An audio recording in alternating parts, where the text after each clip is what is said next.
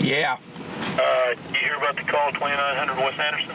Yeah, I'm headed over there. No. 2900. 2900. That's a business.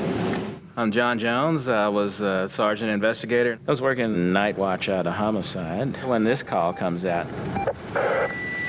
Okay, I'm copying the fire part you cut out on the first part of that. First it was, fire in a business. It's 3 fatalities. Last 10-4, we're out. Then they called me on the radio and said, we got 3 people dead.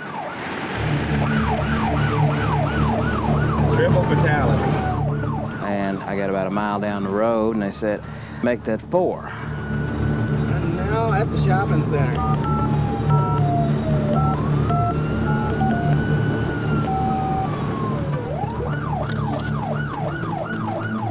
What place of business is this here?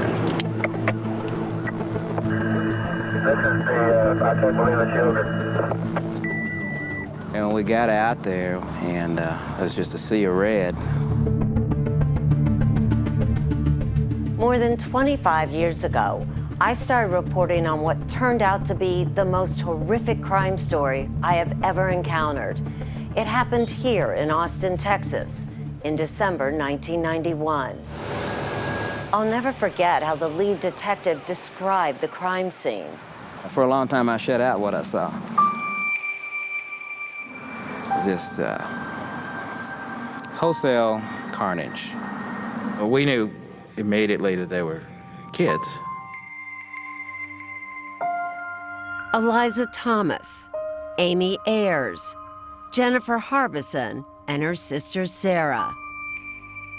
At 3 o'clock that morning, some people were at my door, and then they said there was a fire, and they told us that both of my girls were dead. It wasn't just the fact that 4 young girls were killed, it was how they were killed. Yeah, I've seen homicides, but not 4. And not 4 all tied up, and not 4 stripped down, and not 4 burned. They were stacked, their bodies were stacked. They were burned and they were stacked. One of the toughest parts about this was having to deal with those parents the next morning and try to look them in the eye and tell them, we're gonna do everything in our power to make sure we get the people that did it. You have some suspects, but none of these are ready to be arrested. No. It took years to come up with any answers, but finally in 1999, there were suspects and arrests. Early this morning, the Austin Police Department served 4 arrest warrants charging 4 individuals with capital murder.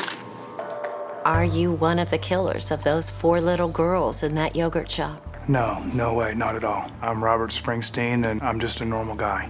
4 children dead in an area where you'd think they'd be safe, a suburban shopping mall. I never thought that tonight, more than 25 years after these girls were murdered, that I would still be reporting on this story. But as it turns out, that closed case wasn't closed after all. It's the first time we have physical proof about who was there. Did authorities get it wrong?